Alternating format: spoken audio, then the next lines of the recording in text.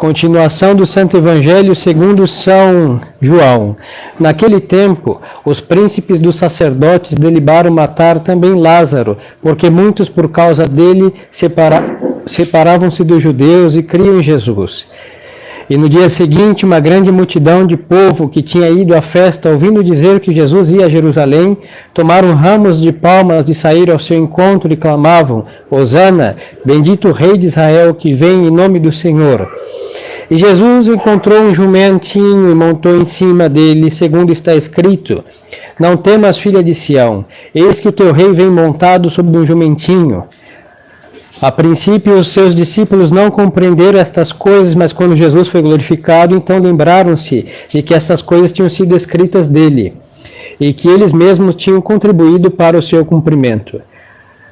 A multidão, pois, que estava com ele, quando chamou Lázaro do sepulcro e o ressuscitou dos mortos, dava testemunho dele. E por isso lhe saiu ao encontro a multidão, porque ouviram dizer que tinha feito este milagre. Portanto, os fariseus disseram entre si: Vedes que nada aproveitamos? Eis o que todo mundo vai após ele. Ora, havia alguns gentios daqueles que tinham ido adorar a Deus no dia da festa. Estes, pois, aproximaram-se de Filipe, que era de Betsaida da Galileia, e fizeram-lhe este pedido, dizendo: Senhor, desejamos ver Jesus. Foi Filipe disse a André, e André e Filipe disseram-no a Jesus. E Jesus respondeu-lhes, dizendo: Chegou a hora em que o Filho do Homem será glorificado. Em verdade vos digo, que se o grão de trigo que cai na terra não morrer, fica infecundo, mas se morrer, produz muito fruto. O que ama a sua vida, perdê-la-á, e quem aborrece a sua vida neste mundo, conservá-la para a vida eterna. Se alguém me serve, siga-me, e onde eu estou, estará ali também o que me serve. Se alguém me servir, meu Pai o honrará. Agora minha alma está turbada. E que direi eu? Pai, livra-me desta hora. Mas é para isso que eu cheguei a esta hora. Pai, glorifica o teu nome. Então veio do céu esta voz: Eu o glorificarei e o glorificarei novamente. Ora, o povo que ali estava e ouvira dizia que tinha sido um trovão. Outros diziam: Um anjo lhe falou. Jesus respondeu e disse: Esta voz não veio por amor de mim, mas veio por amor de vós. Agora é o juízo deste mundo. O príncipe deste mundo agora será lançado fora. E eu, quando for levantado da terra, atrarei tudo a mim. E dizia isto para designar de que morte havia de morrer.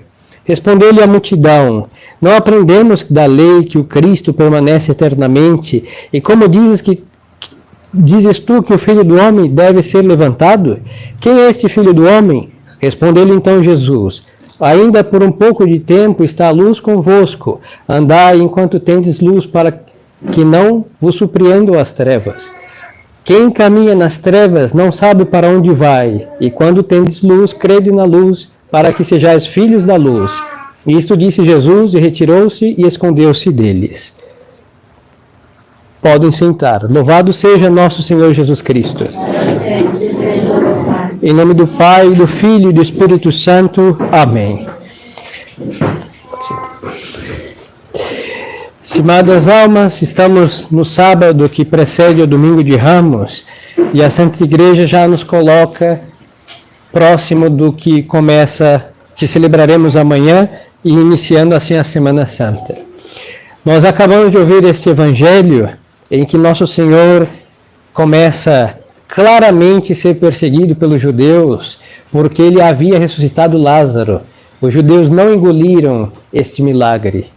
Os judeus, eu me refiro à sinagoga, os sumos sacerdotes e os que governavam o povo com o governo religioso sobre aqueles então. O que acontece?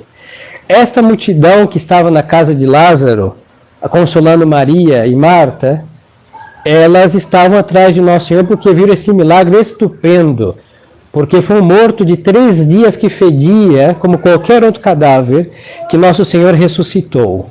Então foi evidentíssima a ação de Deus, Nosso Senhor Jesus Cristo, e eles acabaram seguindo Nosso Senhor por causa deste milagre. Mas vai acontecer uma coisa: os judeus estavam decididos, por causa deste milagre, a sinagoga, de matar Nosso Senhor.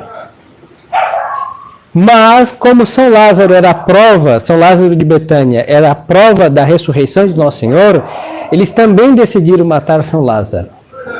E eles vão fazer as duas coisas. Uma vão tentar e conseguir, é só olhar o crucifixo, porque esse pecado é do povo hebreu. Quem matou não foram os romanos que mataram Nosso Senhor. Os judeus entregaram Nosso Senhor aos romanos porque os romanos tinham tirado dos judeus o poder de sentenciar à morte qualquer um, segundo a lei deles. Mas quem entregou Nosso Senhor foi este povo, então esse pecado é deles também. E nosso, porque ele morreu por nossos pecados também. Mas, indo há 2000 anos atrás, quem entregou foram estes. Agora, São Lázaro, depois da ascensão de Nosso Senhor, os judeus vão colocar São Lázaro de Betânia num barco.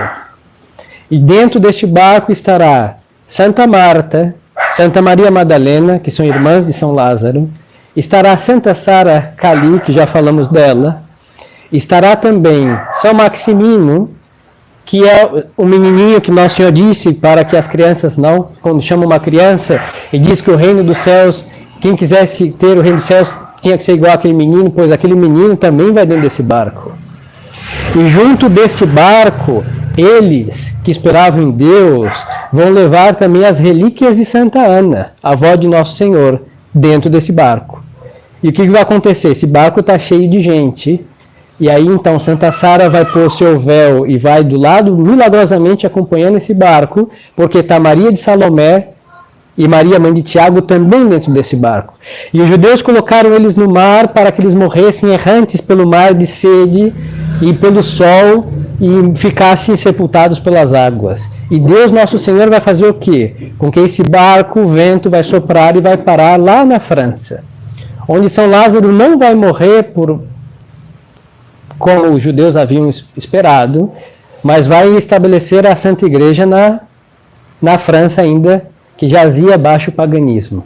Aí Santa Maria Madalena vai para as montanhas fazer penitência, Santa Marta vai ficar junto com seu irmão até a morte dela e vai ser uma mulher muito poderosa contra o demônio, que havia iludido na idolatria aqueles que ali viviam. Santa Sara vai ficar com Santa Maria Salomé e Santa Maria, mãe de Tiago, e vai morrer com elas.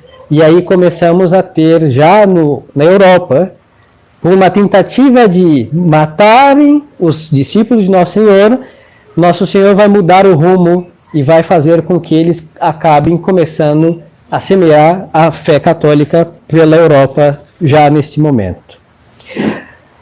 Os judeus, vendo o milagre, eles ficam mais cegos. Por isso Nosso Senhor disse, enquanto tendes luz, acreditai nas obras da luz, porque quem anda nas trevas tropeça. E o que aconteceu?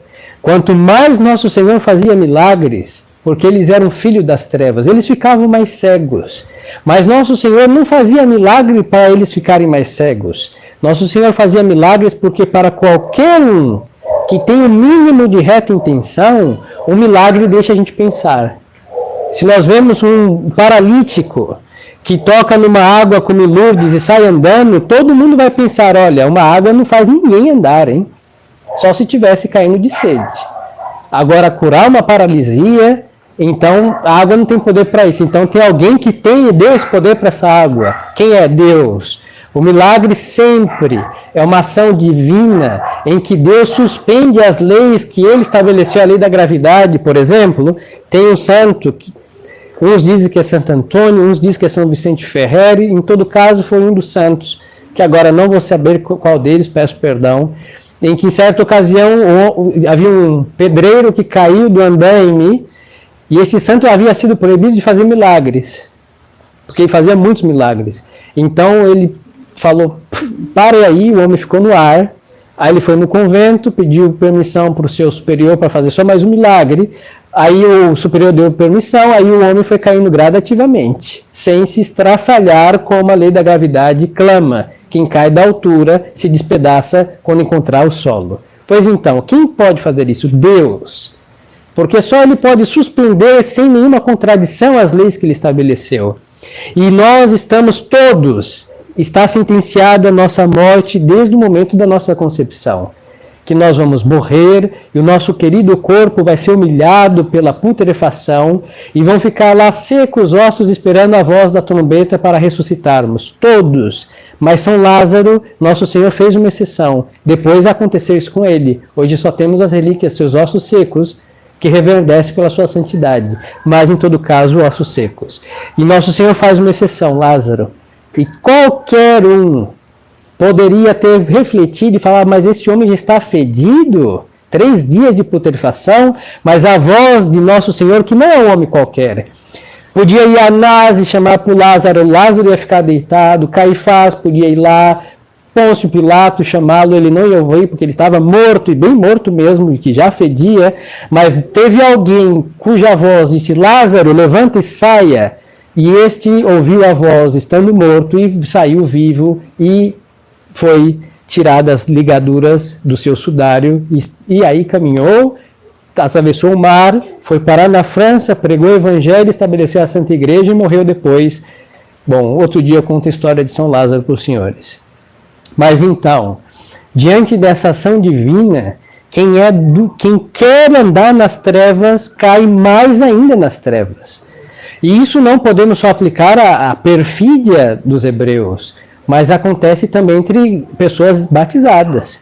Porque quanto mais serve ao pecado, maior aumenta a repugnância à virtude, e quanto mais virtude vê ao redor, mais se afasta do caminho da redenção, porque não quer. Aí nós vemos a importância de nossa conversão, porque a ação divina repousa sobre todos. Ninguém vai para o inferno porque faltou auxílios de Deus. Ninguém.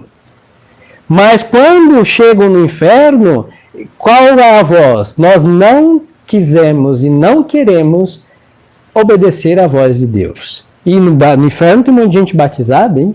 E não vamos acusar o Vaticano II, porque antes do Vaticano II as almas também iam para o inferno. E os santos padres, já no século III da nossa religião, onde havia um grande fervor, diziam que era maior o número dos que se condenavam do que os que se salvavam. Aí os senhores vão entender que se o homem não se converte a Deus com a sua vontade, querer o que Deus quer, não é suficiente mesmo que pratique a religião em atos de religião verdadeiros. Porque não basta praticar atos verdadeiros, nós devemos ter uma vontade que ame a verdade, que é a bondade por essência, e conformar a nossa vontade com a vontade de Deus. Por isso os judeus se perderam. Por isso, quanto mais ação divina eles viam, mais cegos eles ficavam. Porque eles haviam idealizado um Cristo político, um Cristo que ia fazer todos os povos adorarem os judeus como um povo eleito, e ia dar todas as riquezas do mundo para eles, e eles iam governar a todos, e nós, todos oriundos do paganismo, iam ser escravos dele. E ao ver que, olha, aonde o rei de Israel vem? Em cima de um jumento, podia ser um cavalo, né, por favor. Jumento até hoje não classifica uma coisa muito nobre, mas nosso Senhor está humilhando a sinagoga, falando que ele não veio pela arrogância que eles deliberavam em suas cogitações fecundas, mas ele ia vir na simplicidade da humildade, e aí onde está a glória de Deus. Não vem num cavalo branco, hein? E vem em cima de um jumento. E quem aclama ele com Hosana, que é um grito de vitória, mostrando que ele é um vitorioso, e rei de Israel, não é a corte de Israel, não é a família de Davi, é o povão que seguia nosso Senhor, e só seguia por quê? Por interesse de milagres.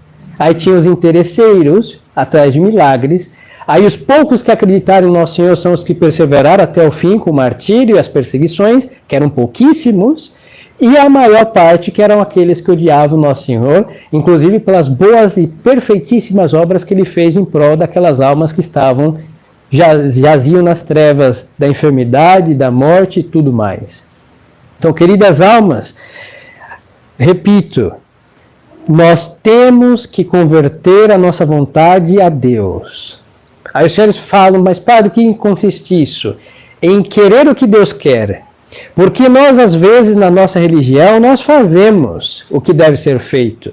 Mas só que nós acabamos, como os hebreus, idealizando as coisas. Às vezes Deus é exagerado, a prática da religião é intransigente, às vezes parece demais, mas vou dizer uma coisa, para ganhar um céu e Deus como prêmio, o pouco que fazemos não é nada em comparação. Aí nós queremos um Deus injusto, que nos dê uma vida preguiçosa, que podemos aí se entregar a pecados e frivolidades e depois queremos Deus como prêmio. Mas o prêmio do pecado é a condenação, não é a salvação. E às vezes nós queremos premiar o pecado com Deus, e Deus não é recompensa de mazelas, é recompensa de virtudes. E o mais injusto ainda de nossa parte é esperar que Deus seja o prêmio de pecado, quando o próprio Deus dá graça de sermos santos. E aí nós olhamos para os santos e ficamos em depressão porque queremos ser talvez igual a eles ou melhores, mas com as nossas próprias forças. E não contamos com os auxílios de Deus, porque a nossa vontade não está conforme aos auxílios de Deus. Cada um quer ser o seu próprio escultor e pintor de sua própria imagem, sabendo que quem é o artesão das almas? Deus, o seu divino Espírito Santo. E só vamos conseguir isso quando pensarmos como Deus. Se Deus diz que está errado, está errado. Se Deus diz que está certo, mesmo que o mundo inteiro diga que está errado, está certo o que Deus disse, está errado o que Deus disse. E aí entrar em conformidade com os pensamentos do Altíssimo, e a nossa vontade estará em sintonia com os pensamentos do Altíssimo, e aí vamos seguindo. Aí não haverá lugar para o respeito humano, para o politicamente correto, para dar peso a todos os rótulos que colocam, santarrão, barata de sacristia, beata e todos esses nomes pejorativos que muitos que querem praticar a virtude levam, e tampouco dará a falsa anestesia às consciências de achar que fazemos muito, só porque não vamos à missa nova, não somos modernistas, mas muitas vezes nós estamos tratando a tradição com o mesmo espírito maligno. Só muda que estamos assistindo uma missa verdadeira, mas com espírito falso, porque a nossa alma não se converteu às exigências próprias desta prática da religião, que não é só colocar um véu, não só ter um barrete, nem ficar de costas para os senhores.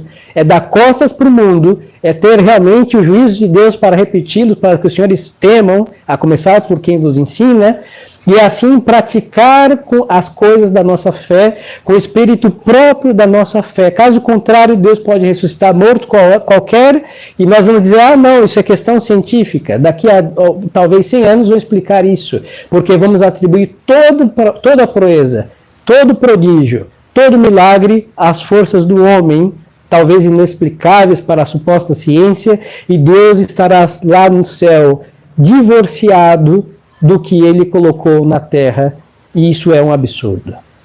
E aí é absurdo imaginar um Deus ocioso que fica no céu e a terra é nossa e nós cuidamos da terra, muito mal por sinal, e também divorciar Deus das nossas almas. Deus é Deus do céu e a minha alma é minha, a minha vida é minha, eu faço as minhas leis, vou praticar a religião como eu quero, e Deus tem que aceitar uma coisa dessa. Isso é absurdo, é um liberalismo piedoso que nos levará para a condenação eterna. Então, queridas almas, diante da luz da verdade divina, nós devemos dissipar as trevas que estão no nosso interior. Por isso, os santos se cobrem. Nosso Senhor quer que olhemos para nosso interior, porque o nosso interior até agora está coberto, e não é com véu, é com paredes blindadas, a graça de Deus. E quem pode derrubá-la? Somente nós. Porque se nós fechamos a porta da nossa alma por dentro, Deus não arromba a porta de alma de ninguém. Não arromba. Ele respeita a liberdade nossa, inclusive quando a usamos mal. Por isso ele se entregou ao ódio dos judeus, à execução cruel dos romanos, porque era a liberdade humana solta, depois dele ter feito tudo para que todos o recebessem como seu Deus e seu Senhor. E a mesma coisa segue. Se nós fechamos nossa alma por dentro, podemos enfeitar de todos os firuletes, podemos colocar todos os latins, gregos, insensações e costas e tridentino que quiserem, mas se não for de Deus, isso vai conseguir o que? A condenação. Porque Deus não quer coisas enfeitadas, Deus quer coisas reais. Por isso a prática da nossa religião deve estar vivificada pelo espírito próprio da nossa religião. Aí é o Espírito de Deus e a vontade do homem submetida à vontade de Deus, é intelecto do homem prostrado diante da verdade suprema que é Deus nosso Senhor. Então peçamos essa graça nesse dia. Amanhã vamos ouvir hosanas e todo um triunfo, e a mesma boca que grita hosana ao filho de Davi, quando chegar a sexta-feira santa, vai gritar o quê? Crucifica-o. A mesma boca. A mesma boca que aplaudiu Lázaro saindo do sepulcro, vai colocar Nosso Senhor no sepulcro sexta-feira santa. Os mesmos lábios, hein? Os mesmos. Por quê? Porque só ficaram com o exterior e pomposo dos feitos divinos, mas não converteram o seu interior àquele taumaturgo que queria nos converter e nos santificar de verdade. Por isso não temos que contentar-nos com o que os nossos lábios são capazes de dizer. Porque podemos dizer, Senhor, eu seguirei até a morte. E quando aparecer o primeiro comunista mandando a gente cuspir no crucifixo, o que faremos? Cuspiremos. Então nosso lábio foi mentiroso, porque o nosso coração não foi sincero diante de Deus. E é esta sinceridade interna que faz com que o nosso exterior não seja uma fraude. E que faz o quê? Que com a graça de Deus nós não temamos nada. Por isso um católico não vai para refúgio nenhum, debaixo de mato nenhum, porque o anticristo vai chegar e ele só vai poder levar aqueles que são deles pela falsidade, pela mediocridade, pela hipocrisia, pelo pecado, etc. Agora aqueles que são de Deus, como já aconteceu, Nero passava e matavam aqueles que não apostatavam, são os nossos mártires. Porque aqueles que têm esse interior com o nosso Senhor não temem a morte desse corpo. Sabemos que Ele vai dar a vida eterna, mas nosso Senhor nos manda ser fiel até a morte inclusive. Mas para isso temos que ser agora, que não sofremos grandes perseguições, sinceros, praticando o catolicismo segundo a vontade de Deus e não medir as exigências de Deus com o nosso critério medíocre, parco e sempre miserável. Então pensamos a Nossa Senhora, que é mãe e auxílio dos cristãos, que nos conceda esta conversão do nosso interior, para que o hosana de domingo não acabe em crucifica-o numa sexta-feira. Somente Nossa Senhora pode intervir no nosso interior para que a nossa boca grite o que o nosso coração realmente acaba sentindo, que é um hosana, porque aquele que morre na sexta, ele é vitorioso para sempre. Louvado seja nosso Senhor Jesus Cristo. Em nome do Pai, e do Filho, e do Espírito Santo. Amém.